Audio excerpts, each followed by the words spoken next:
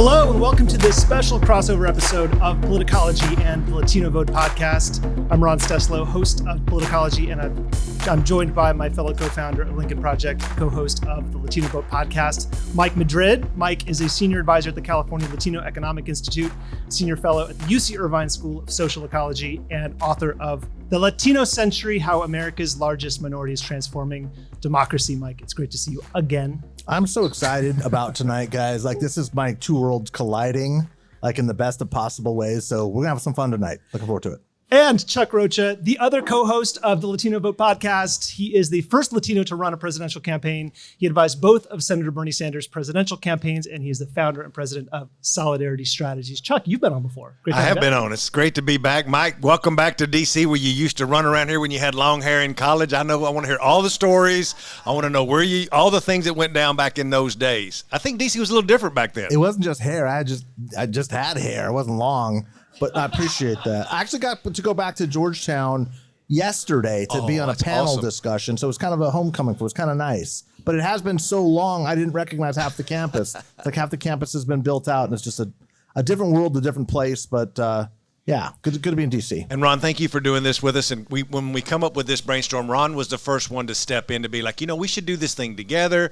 Ron's got professional mics and he's got equipment, and me and Mike just get together on Zoom once a week. Right, structure. Like Vanessa earlier today sent me this thing, and she's like, here's what the topics are and here's the research. And I was like, what? I was like, I don't know. Me and Mike get together 5 minutes. Here's behind the scenes. Me and Mike get together for 5 minutes before the podcast, and I go, why don't we talk about this, this, and this? He goes, yeah, and how about this and this? I'm like, podcast ready. Let's go. Okay, I'm along for the ride.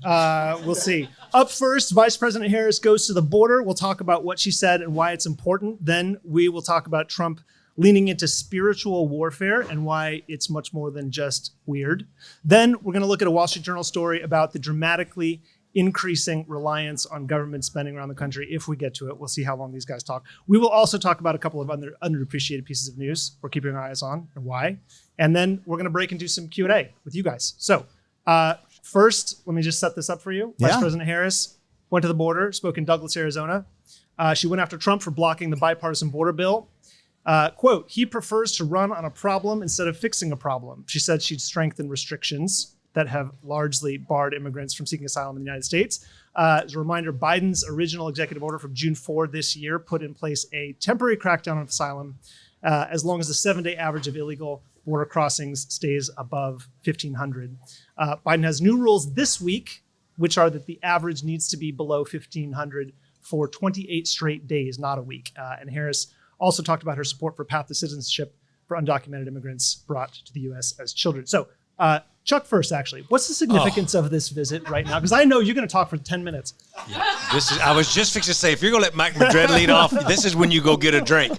I want to welcome everybody here to the podcast. And what we didn't say is that we have a great studio audience. This is what we're calling the precursor to the stadium tour. So y'all stay where you're at, because we're going to go out on the road after the election in a big way. Look, we've talked about this on the Latino Vote podcast at great lengths, and Mike Madrid's over there just chomping at the bit because this is his thing, because he loves to say that he was right. And I can't say that he was wrong, but I can say that it was a smart move to go down there. We know, let me say this in this way, because I'm the campaign guy, not that Mike is not, but I'm involved in a lot of campaigns right now. And in every single congressional race where we are working, and right now me and my team, mainly my team, are working in over 12 races where we're running Spanish language ads. Guess what ad the Republicans are running against the Democrat? Don't do anything yet, Mike. They're running ads saying that we're soft on the border, that we don't care about the border, that we're just letting people like me, Chuck Rocha, thugs in here every day. Like, that's what we're going with. And that's what they do. That's their same tried and true playbook. Well, what she's doing, and I said this the other night on CNN plug, boom, boom. That's what I said the other night on CNN was, I like the fact that she's not backing down from the fight, and she's going to the border to take it on. And anytime you have a bully, this is a life lesson for all of you at home. Anytime you have a bully, I said this also on TV, go get in the bully's face, because the bully is just talk. Go to the border and talk about what you're going to do to fix the problem. And I think that's the most smartest thing. I'm going to conclude my remarks there and turn over the colloquy to my friend, Mr. Madrid. Love this guy. We might have a replacement, Mike. So what does it say about the changes she's making and how she tries to reach Latino voters? First, I think it's great that Chuck was Googling words before he kind of came into I worked for a week on colloquy. Colloquy. Look, I'm not going to be one to take too long of a victory lap, but I'm going to take one right now. And because I've taken a lot of slings and arrows on this one. I've taken a lot of criticism, and a lot of people in this town do not like Mike Madrid, because I was saying you're going to have to go down and engage the border fight in a very different way than Democrats are accustomed to. And I want to make this absolutely clear. I don't like the policy. I don't like the fact that this is the conversation that we're having in this country. I have fought my entire career for the undocumented. I have fought my entire career in an unfriendly party where it was difficult to push this country forward into a new paradigm where people that were not white could find home and find table here at this country. And but the evidence is overwhelming that politically this is where the Harris campaign and the Democrats have needed to go. And I think what really bothers people about me talking about it so much, and I'm very comfortable with that, by the way, but what bothers people is they're seeing their nominee leaning into this issue and hitting the gas on this issue. The Democratic nominee for president is running a border security campaign that is far to the right of when I was doing George W. Bush's Latino stuff in 2000. George W. Bush would have said this is un-American. This is not appropriate discourse for a nominee for the presidential for the presidency to be having. And yet the Overton window has moved so far to the right on this that that's where we're at. This is the normal political discourse for where we're at. And I'll wrap it up on this. I know the Mike Madrid wind up takes a little while. Jesus Christ. My God. That was the preamble. That's the preamble. I'm waiting for an answer. What I will say is the only way this is possible for a Democrat to do this is if Latino voters were moving in this direction. If Latino voters were not there on this policy position, this would not be happening quantifiably. And so you can blame Mike Madrid all you want. You can blame Kamala Harris all you want, but there's going to have to be some inventory taking with Latino groups and Latino organizations to start saying, maybe there is something to the fact that our community needs some real help on economic issues, that has a real problem with both parties, not just the one that I'm involved in and I agree with and wants to, confirm my pre-existing biases. And perhaps most importantly, our community might need a vision of where we're going to the future, not exclusively where we have been, as much as we honor and cherish and revere the sacrifices of those that came before us. The most important thing we must always remember, and I think about my abuelita who came here from Sonora, Mexico, as a 15-year-old illiterate immigrant, had 6 children with an abusive alcoholic husband, always taught us that tomorrow is what matters. Tomorrow is what matters. And that is the hope of our people. It needs to be the hope of our politicians. And we need to get off of the idea that we can't talk about border security because we must, but more importantly, we must talk about the future of where we're heading as a people and as a country. And I'm glad that the Democrats have finally gotten that message. I want to talk about, okay, we can do that. I'm not. Jesus Christ. I want to bring this back to the campaign right now. So last week on Fox Business, Maria Bartiromo asked Texas Congressman Keith Self about why Congress hasn't made progress on securing the border. In her question, she goes, I understand you need a willing partner on the other side, and you haven't had that. And Self blamed Republicans. We got a quick clip. Yeah. So what's wrong with Congress then, Congressman? I mean, why can't you actually move the needle on securing the border? I understand you need a willing partner on the other side, and you haven't had that. But it's frustrating to see all of these illegals coming in and the drugs flowing in, and really no movement. The problem is the Republicans, not the Democrats. We know how the Democrats are going to vote. It's too many of my Republican colleagues are unwilling to vote to secure the border. So the real question is, what's the likelihood of any actual movement from voters who think this is up to handling the border?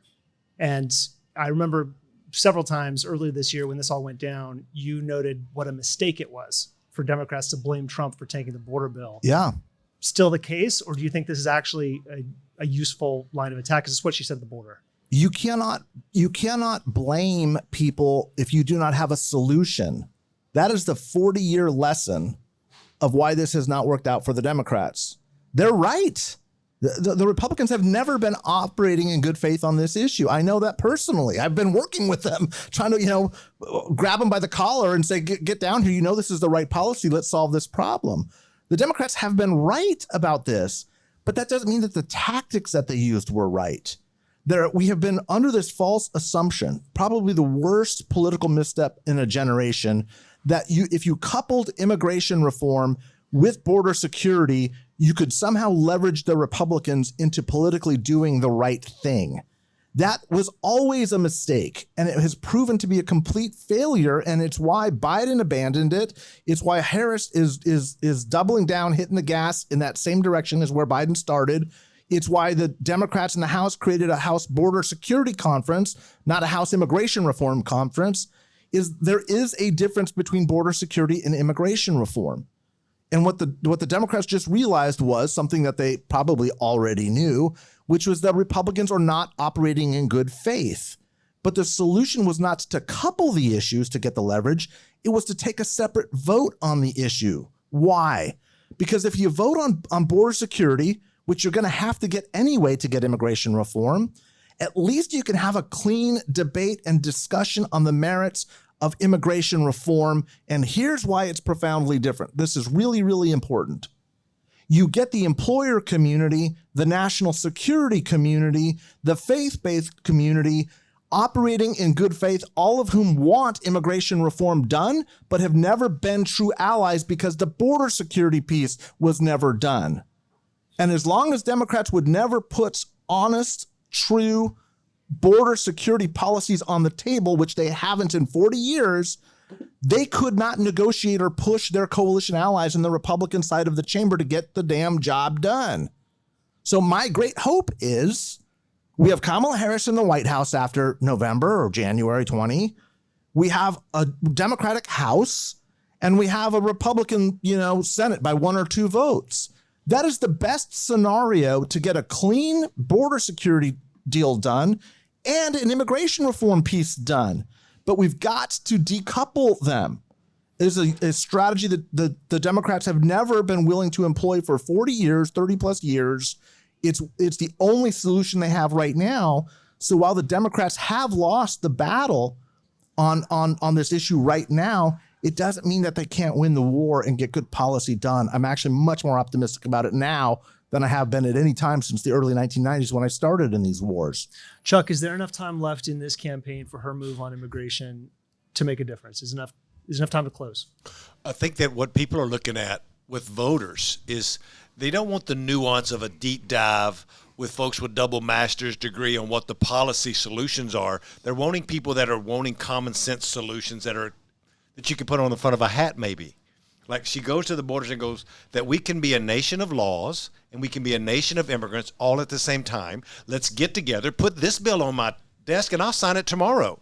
I'll sign a bill that will try to start fixing a problem right now. I'm here at the border admitting there is a problem. But I'm also saying that we have folks in this country who want to come here and build a life like my family did, as Kamala Harris or Chuck Rocha or Mike Madrid, as immigrants, and be a part of this society, this beautiful shining light, as Mike Madrid says, on the hill, right? Like, that's what people want to hear. You have a sector of the right and a sector of the left that will not make happy. But most of the voters that we talk about on the podcast, especially Latino voters, are there in the middle where they're like, we just want some common sense solution to show that you care. We realize that thing is broken and both parties haven't really fixed it. There's a lot of blame to go around, but I think that's the political solution.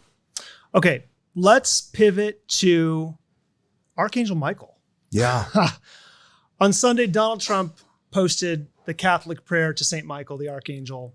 St. Michael, the Archangel, defend us in battle, be our protection against the wickedness and snares of the devil. May God rebuke him, we humbly pray, and do thou, O Prince of the heavenly host, by the power of God, cast into hell Satan and all the evil spirits who prowl around the world seeking the ruin of souls. Amen. Mike knows this one. While Sunday, I don't. I'm lost from the get-go. Nobody told me there was going to be no church. This is going to be. I am very, very curious to hear what both of you have to say about this.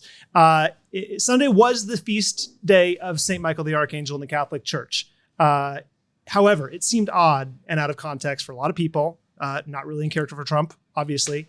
There were a lot of people calling it weird, but it fits with what we have been seeing from Trump and some of his supporters since 2020. I've talked about this at length with Dr. Matthew Taylor on Politicology. He created this beautiful narrative series called Charismatic Revival Fury Podcast. I would highly recommend it. Let me give you some background, and then we'll see if this prayer makes a little bit more sense. There is a certain movement in charismatic, and I know we're talking about a Catholic prayer, but we'll come back to that. Right. There's a certain movement in charismatic, non-denominational Christianity. It's known as Dominion theology, or the Seven Mountain Mandate. And it is this belief that Christians need to rule 7 areas that influence society: family, religion, entertainment, media, education, business, and government. They need to take control of government and the other 6 to establish the kingdom of God on earth and bring about the end times. So how do they do that? Something called strategic spiritual warfare in the culture. They see themselves as prayer warriors doing spiritual battle with real, invisible, demonic forces that possess real physical buildings like the U.S. Capitol, and locations that they need to defeat and cast out to gain control or dominion. So if your mind is flashing to January 6th, you're right. There were Jericho marches to try to cast out demons with the belief that God would intervene after the election and reseat Trump in the White House. Now, if you're not familiar with Jericho, the Battle of Jericho is in Joshua chapter 6. Jericho is described as a city of false gods and corruption. Okay? God instructed the Israelites, led by Joshua, to conquer the city, gave them specific instructions on how to do it in Joshua. They marched around this heavily fortified city, and for 7 days, and on the 7th day, they march around 7 times, and then they blow their trumpets, they blow their shofars, which you saw at the Capitol on January 6th, and then the walls crumble, and they conquer the city, fulfilling God's command. So there was this viral clip on Twitter of a central figure, his name is Lance Wallnow, in this theological movement, saying that Harris used witchcraft at the debate. It also feeds into this. You'll hear a lot of this from Christians about the Jezebel spirits. I won't go down that rabbit trail. The bottom line is they use lots of war imagery, lots of fighting words. They insist that it's only spiritual, but it can be part of physically violent events like January 6th. So I want to pause there, and then I'll get to the Catholic part. But what are you thinking about what I just unpacked, Mike? So, and if this does sound like kind of an academic college level discussion, Chuck, it's okay. Hang in there with us. Somebody bring me a drink. Yeah. But it is important to understand how deeply ingrained all of this is and how foundational it is to a very radicalized movement. It is biblical in the minds of a wide swath of people who have been radicalized, who see the end times and are more than willing to throw out democracy or overthrow elections, because those are very small little road bumps on the way to the bigger goal that they're trying to accomplish. That's the first thing. And we will get into the Catholic elements in just a moment, but this was also something that Michaelmas is the celebration of the feast day of Saint Michael. And it's called Michaelmas the way Christmas is Christmas, which is the Mass of Christ, the Mass of Saint Michael. He tweeted this out, a picture of the Virgen de Guadalupe on September 8th, which is Mary Mass. Chuck was in Mexico City. Tweeting me going, what's going on? I'm about to hit by lightning. Is something going on? Donald Trump's tweeting about Mary, and I'm in the Church of the Basilica of Virgin Mary, and I was like, you're going to be fine. You're going to be fine. I was scared. Don't touch the holy water because it'll probably burn you a little bit. Step away from the basilica. Go find some good food. But you know, you will be okay.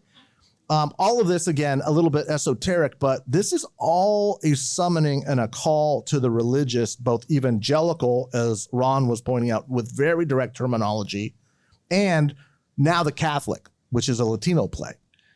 And that, I believe it is. And that's trying to fuse these two is trying to create essentially a holy war for what is likely to be a violent movement that I think we're heading towards in the next 35 days. So Trump, everybody drink, by the way. Have a little bit of drink after this. You're going to need it after this one. Trump has a 30-point lead among Latino Protestants. Yeah. And Harris has a 30-point lead among Latino Catholics. Yeah, it's exactly the same number, by the way, in reverse. Yeah. So real quickly, I know that I'm going to geek out a little bit on Latinos and Catholicism because I know that's a stereotype that runs rampant. There's always this belief. Democrats have never wanted to talk about abortion up until recently because they're like, Latinos are Catholics and we're not consistent with them. The truth of the matter is, while Latinos, when I was a kid in 1980, 80% of Latinos were Catholic. That number is down to below 50% now. Catholicism is collapsing essentially, and just in time for me to kind of keep the guilt but not get the benefits of it. The second part is there's a movement towards evangelical Christianity, but for all of those moving towards, every one Latino that moves towards Latino evangelicalism, to leave religion altogether. And this is really a part of this broader assimilative trend that we've seen with other groups. My point is abortion rights, reproductive rights are a net winner for Democrats. This is a very pro-choice community and becoming more pro-choice. Candidly, it always has been, incidentally. I would argue that it always has been. But what he's speaking to is that 30% of the evangelicals that he's trying to draw a nexus to, and he's hoping to galvanize those Catholics that are not with him. Again, only 30% of Latino Catholics are with Donald Trump. I mean, 60% plus, because there are, undecideds and unknowns there, that are with Harris. This is not atypical of ethnic Catholics, by the way. Right. It's very common to be Democratic leaning, primarily communities of color, because of the social justice practices, which tend to drive our Catholicism more than the social conservatism. So my guess is what he's trying to do is fuse those two. And Chuck, if you were still sleeping over there, Chuck, wake up because it's your time to answer. I just want to add one data point, and then I want to hear what you have to say about this. But independent charismatics, non-white evangelicals are going to be independent charismatics. Most of them are going to be in this sort of strain of evangelicalism that we're talking about. Thank you, Ron. Yeah. And with all due respect, Ron, I'm just curious if we're going to get to fishing or football at any point in this thing, because this is bullshit, and I don't like this whole whatever the border. And now you want me to talk. You live here. The Capitol's down the street. They're coming with the Christian flags, man. I don't know if you've met my wife. I'd like them to walk on Capitol Hill because she'd whoop somebody's ass and come over my house. I'm just saying. All right. So this is what I think is going on: is that Donald Trump. Everything's in politics. You know that Mike is the one who went to all these fancy schools, and I'm the one who does the campaigns. So what I think is happening with all of this, with all the religion, and I'm a born-again Christian. I love Kamala Harris. Let me be clear. I got saved. I was talking to somebody about this weekend. I got baptized. I've been through all of this. I wasn't Catholic. It's funny enough. And then me and Ebony were in Mexico, and I got to see the basilica. I got to see all that. Little be known, when you see the picture, the Guadalupe thing. Picture. What's it's it called? Picture. It's in the cactus leaves. It's a miraculous cloak of Juan Diego. Please, she'll come over here and get me because I know we did the rabbit hole. But my wife is here, so she's making fun of me. But there's an escalator. That was the thing I had most fun with, is they won't let you stand and look at it. They keep you moving on an escalator, which is, I appreciate it, because everybody would be standing. And I was like, this is brilliant. This is like really smart. Leave it to the Mexicans to figure out that we're going to put an escalator, because Mexicans would just stand here and take a picture of this thing. I digress and say, he knows that he's got a cap, and he knows he's not doing well. And I talk about this, is that in 2016 and 2020, Donald Trump had a whole bunch of people show up who wasn't normally going to show up. They were new voters that nobody saw in polls, and it just happened. Luckily for us, we didn't have enough of our new people show up in 16, but they did in 2020, one of the highest turnout elections in the history. So what all of this stuff that Ron's talking about is these behind-the-scenes nuanced things that would motivate new folks to get to the ballot who haven't heard people talk about this Michael thing, about the feast, about all of you would think what they're talking about right now is something that not very many people would know about. That's the opposite of true. There are people out there yearning for this information to be talked about on Twitter like he did yesterday. And this is how he motivates a new group of people who haven't participated in the election to actually show up, because it's the only chance he has. Let me say that again. If the same people who voted in the last election vote in this election with the same percentage of new voters, he loses, and he loses almost every time. So he keeps doubling down on crazy to see if he can get more crazy people to show up, because that's a strategy, and a strategy that could work. We hate it. It's crazy, but it is a strategy. That's how Chuck got Ebony to marry him. He doubled Exactly down on right. crazy. There's no doubt about Doubled that. down on crazy. Yeah. Sometimes it works. Let's try to get to one more here. We're gonna completely switch domains. So the Wall Street Journal put out this really, I thought it was interesting, exclusive new report that Americans are more reliant than ever on government aid. And I've been referring to this as this campaign as the brat summer of vibes, weirdness, and economic populism. And I think this adds some insight maybe into the populist shift to try to win over swing states. So the spending is driven by Social Security, Medicaid, Medicare, and Medicaid. That's probably not surprising. Support is especially critical in economically stressed communities. Many of them are Republican leaning and concentrated in swing states. Mm-hmm. In 1970, government safety net money accounted for, quote unquote, significant income, which is defined as 25% or more of personal income in the county, in fewer than 1% of American counties. By 2000, that number had jumped to 10%, and by 2022, it was over 50% of all counties get at least a quarter of their income from government aid. So there are big reasons that are obvious to probably folks in this room. A larger share of Americans are seniors and their healthcare costs have risen. He's talking about you, Mike. He gets people getting older. Say, for those of They're you getting that older. for those of you just listening, Chuck's trying to do the math on this with a napkin. It's They're really not funny to talking about watch. me. This is not good. But also economic decline, loss of manufacturing jobs have made government money a larger share of income in those places. So in 2000, there were 317 counties, which with a slight Republican lean, 186 of them went for George W. Bush, 131 went for Gore. In 2020, it ballooned to 1986 counties, Yes. 1,900, almost 2,000 counties. 240 went for Biden, 1,746 went for Trump. Let that sink in. Mm-hmm. This is prevalent in battleground states. 70% of the counties in Michigan, Georgia, and North Carolina are significantly reliant on government aid. 60% of the counties in Pennsylvania are, and in Arizona, 13 out of the 15 counties are. So it's about half the population of Michigan, a third of the population in Arizona, Pennsylvania, and North Carolina. How does this, Chuck, change the way you're thinking about economic populism that we've seen from both Trump and Harris this campaign cycle? You can pass too, by the way. You're allowed to pass. I'm gonna phone a friend. I'm gonna call one of my. Now, look, what I really think about this is that there's a lot of broke ass white people in Appalachia voting against their own well-being, right? I think a lot of this has to do with a lot of COVID money that was spread around during that time, and it should have been.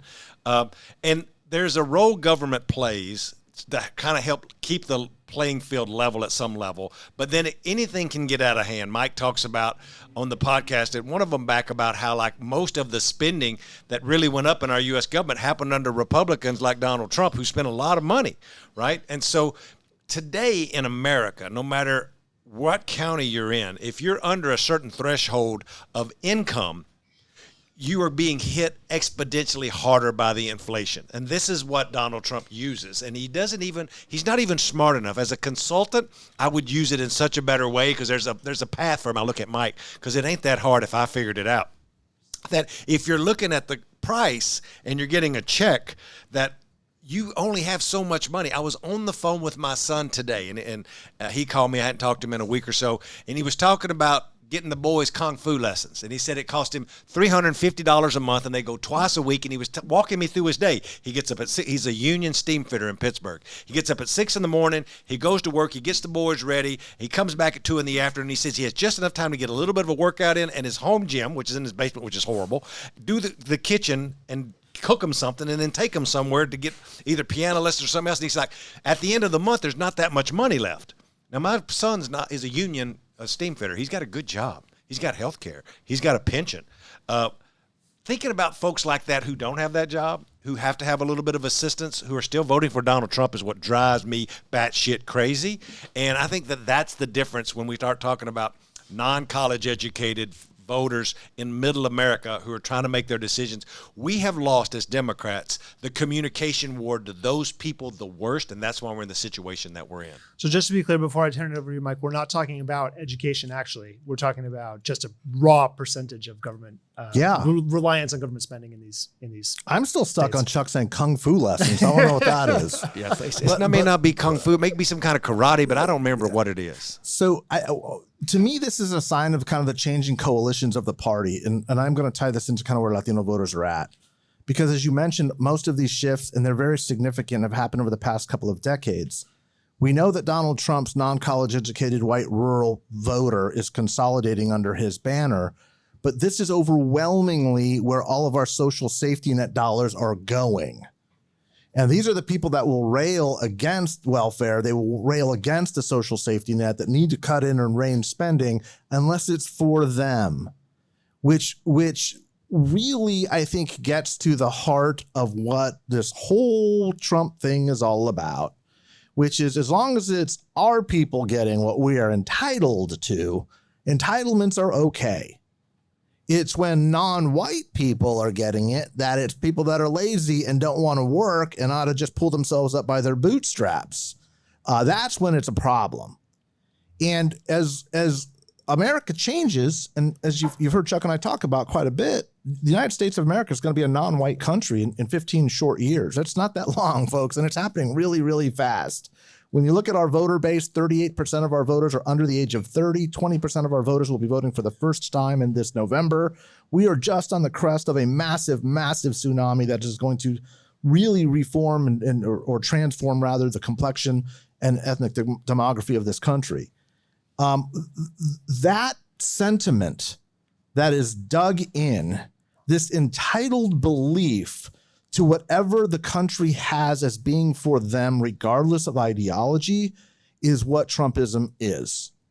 It says that I can have castigated you as a welfare queen in the 80s because you were getting it, but when I do it, 20, 30 years later, because I need it, that's what America owes me. Didn't owe you because you're probably not really American. And we need to make sure that more of you non-Americans aren't coming into this country. And that becomes particularly problematic as we become a multiracial country, which is why you saw Donald Trump at the National, Black Journalists Association talk about turning black, right? She turned black all of a sudden. And it's I laugh only because it's so outrageous, but it is also conceivable for somebody of his generation who doesn't understand what a multiracial world can possibly look like. But what he does know is, if it's not his tribe, it's not really American. And when you come from that perspective, you realize how fundamentally un-American the ideas from the Donald Trump wing of the Republican Party are, which is saying, if you are a white Christian, you are American. If you are not, you are not. And with whatever shades you or however far removed you are from that, the less American you are. And the more American you are, the more entitled you are to everything. America owes you something at this point, right? Because everybody else has taken stuff from us, and they're even taking elections from us, because there's no way that they could be winning unless they were still in elections.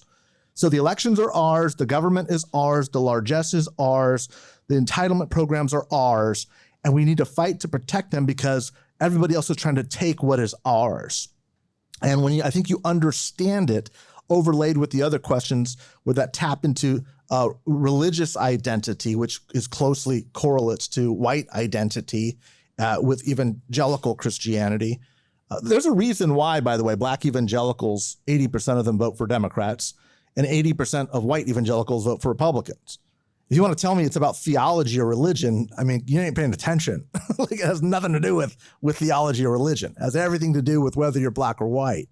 Latinos, of course, occupy that middle ground, as we do in so many things.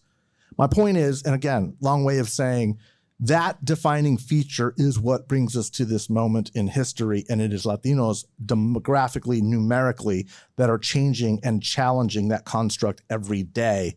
And as I argue in the book, which we'll be doing some book signing on in just a bit, we are in a demographic foot race between a younger, poorer, browner generation of Americans that has a higher level of trust and confidence in America and the American idea. And we are one Latino turns 18 every 30 seconds, while this older, angrier, whiter generation, which is really, frankly, the beneficiary of the most wealthy, privileged generation America has ever produced, has the most negative views of this country in the history of modern polling. And if we can just get enough Latinos on board and on voter rolls and on employment rules as fast as we possibly can, I think our country has a better chance of surviving and thriving and meeting the ultimate aspirations of what our founders believed with this arc of progress. And I'm hopeful for it. It's beautiful. Let's leave it there and let's take some questions. I have one on the top of my head while you all are thinking of yours. Anybody got a question? People aren't drinking enough. That's the problem. Let me just get it started here. RFK Jr. is going to be on the ballot in Wisconsin and Michigan, certainly. And major polling outfits don't seem to be testing his name in ballot tests. How do you read that? I think that it will have an effect. I think that major folks who do media polling, it's not sexy to talk about somebody because what you're talking about is pragmatic, Ron. Yep. It's not pragmatic in selling the horse race is what they sell. It's the horse race every single day. No, as an operative, I want to know. Right. It's going to have a different effect, but it's going to have the biggest effect because you're an operative in those two states. And I do think that it hurts Donald Trump more than it hurts Kamala Harris. And I think if he was at 8, I think he will be at 3. If he was at 5, I think he'll be at 2.5. And me and Mike talk about it all the time. In a race that's going to be uber close, that makes a difference. And I assume it hurts Trump more, but I have no way to prove that. We could look at polls all day long, but I think crazy people that vote for him aren't showing up in all of those polls to begin with, and it has a lot to do with what we were just talking about, Mike. I think there's another variable that people are not paying attention to. It was brought to my attention at dinner night before last with my dad, a guy from the Lincoln Project who's a brilliant mind, and said the problem may not be RFK Jr. as much as it's going to be Jill Stein. Because Jill Stein's going to be on that ballot, and these races are going to be very, very close. Nobody's talking about Jill Stein either. You got to remember Ralph Nader put George W. Bush in the White House in Florida. If Jill Stein peels off just 10,000 votes in North Carolina, that's out of reach. 10,000 votes in Georgia, that's probably out of reach. 10,000 votes in Michigan, that gets really tough. Pennsylvania gets really tough. So we're not. This horse race is a false paradigm. It is if you're just testing and looking at just the race between Kamala Harris and Donald Trump, we're missing the nuance of what's going to happen on a race that is going to be invariably very, very close. Exactly. Mike, did you know on another topic that the material that the Lady of the Guadalupe is wrapped in is the same thing that they cook sheep in the ground in Mexico? You know, it's the same kind of leaf. I bet you didn't know that. I did not know that. I'm going to spin this He damn found thing. something you didn't know. Speaking of Jill Stein Just voters in North making Carolina, sure we know. Because I'm sick and tired of we talking about shit that you two overeducated boys know about. Let's talk about cooking sheep in the ground and cactus leaves. Now we're back in my territory. All right, anybody got a question for Chuck? Yeah. Yeah, hi. Winchester Smith, I'm the political director for Latino Victory. I'm also government relations co-chair for World Pride that's coming to DC next year. Welcome. I was doing a talk on this last night at UC Washington Center about how Obama took the White House in 2012 with 70% of the Latino vote. By the time he gets to Hillary Clinton in 2016, I think it's somewhere around the 60s. By the time he gets to President Biden, somewhere in the 50s or so. Yep. And one of the questions that I have is, as I'm advocating for more resources for the party, for progressives, I'm an independent progressive from Arizona myself. Yeah. Where we know that 30% of the electorate is independent. 60% of Latinos in the U.S. Are of Mexican-American heritage. And because of the pattern in the numbers, is that splintering of Latinos from the Democratic Party, is this the future? Like, is that an irreconcilable gap now? What is the trend spell for Latinos in the Democratic Party? Can Jesus you Christ. Summarize the question? No, please, sweet God, no. For 2 days he's been on TV talking about this. I'm answering this damn question. Okay, great. Jesus Christ. Just recap it for our podcast listeners in case they So, the gentleman from the Latino Victory, the political director, thank you for being here. I really appreciate it. And you know what? I thank all of you for being here today because there's such an eclectic crowd from members of Congress, chiefs of staff, other folks, business leaders. Thank you all. What was brought up is something that was put out this week, in relation to the NBC poll that showed how Latino support for Democrats going back to Biden has went down for Democrats up until Biden. I mean, from Obama to Biden. I'm going to mess it up, Mike, sorry. But from, let's say, the high mark of 70% with Biden, with Biden. When you need with help, Obama, Chuck, just ask for I can't help. have I'll another bail you drink. out. Sweet Jesus. Obama got 70%. Clinton got in the 60s, and now Biden got like 59, 61. It's been going down. There's no doubt. And let me just say it in this way, because Mike Madrid wrote a book about it. You can read it. You can sign it today, and you can buy one and take it home with you, and you can sleep with it like a lot of his friends do. But I don't. What's actually happening is it's an electorate that's coming of age. It's an electorate that is average age is 27. We haven't done a good job as Democrats to talk to some of the youngest members of our party, because if you're not a prime or some kind of a frequent voter, we don't communicate with you. So you're with your peers, other 28 and 27-year-olds. There's lots of policy nuances that Mike and other folks, and it makes a good point, and they're not wrong.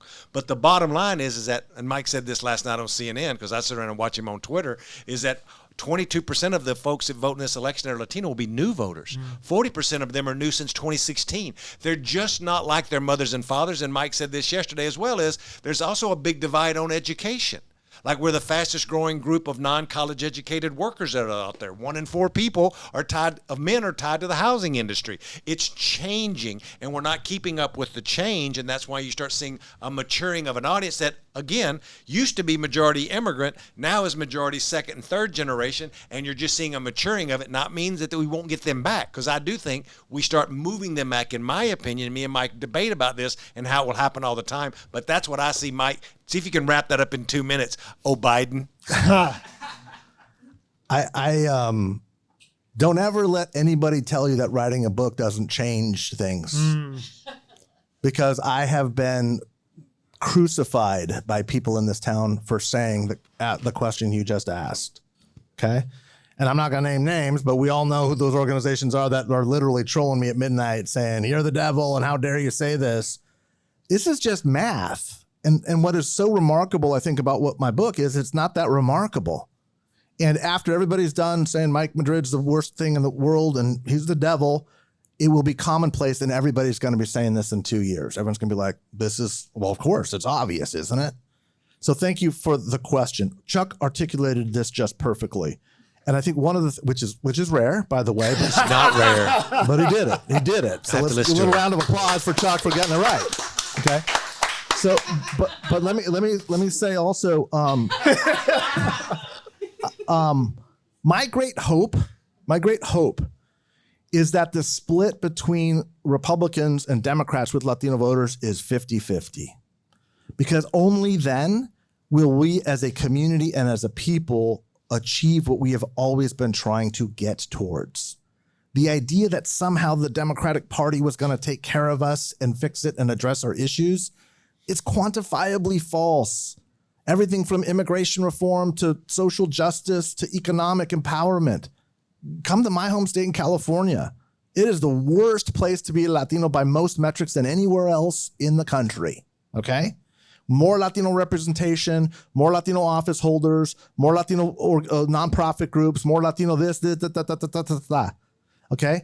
The challenge going forward is for Latinos to define what our agenda is. And the more we're able to do that astutely, the parties will come to us. We need to stop going to the parties and saying, will you be for this? Will you help us on this? Our numbers are getting so big so fast that once we define it and demand it, the parties will come to us and fight for us. And the more we are 50-50, the more you're going to see the issues that you advocate for, whether they're right or left, finding greater voice in the party. The more that we don't vote, the more that we aren't engaged, the more that the parties are able to talk about an issue like immigration, when we all know that it's never been a top 5 issue ever. But that's all the politicians want to talk about. That's all the media wants to talk about. And then they wonder why we don't vote. That's why, because you're not even talking about what matters to me, let alone are you going to fix what happens. Once we start to define the agenda, the parties will come to us. And most importantly, our elected officials will start coming to us and responding to it, giving them the strength to drive the narrative. And that's when you're going to see your agenda, regardless of what it is, start to move forward. That answer your question? Yeah. And just for the record, for all my Democratic clients out there, I love the Democratic Party, and I think Mike Madrid is crazy. Question. Mike and Chuck, thank you so much for all that you're doing and for keeping us all laughing. I think a lot of us in this room and a lot of your listeners are really concerned and really engaged and are pro-democracy, and there's really only one candidate that fits that criteria, right? And so whatever side of the aisle you're on.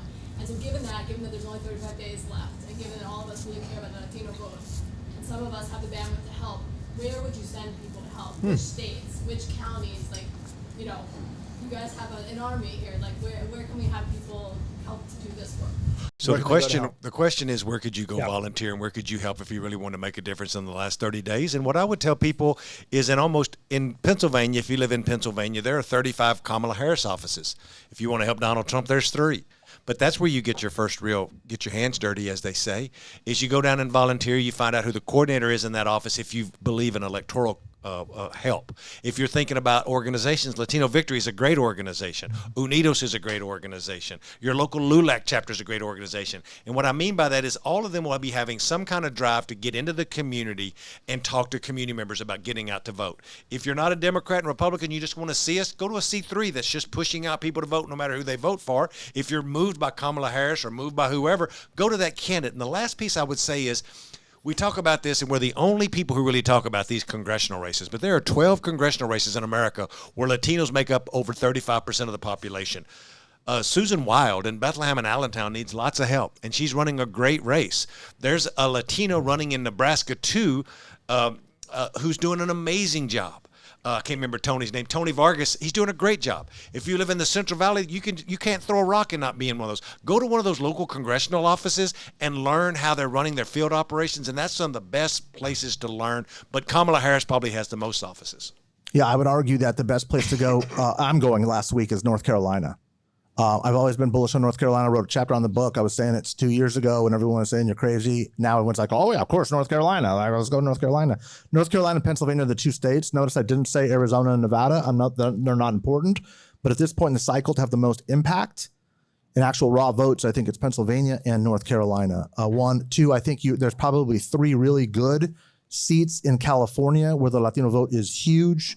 The David Valadeo seat in Bakersfield, the Central Valley, the Southern Central Valley, the John Duarte seat, the Northern Central Valley up in the Stockton area, and then Mike Garcia's seat, which is a very different type of suburban Latino voter, where all of these Republicans have been getting almost 50%, in some cases more than 50% of the vote in each one of those 3 districts, all of which very different, all Mexicanos, all Mexican descent, but all 3 of them, one rural, one suburban, and one a good mix of the 2.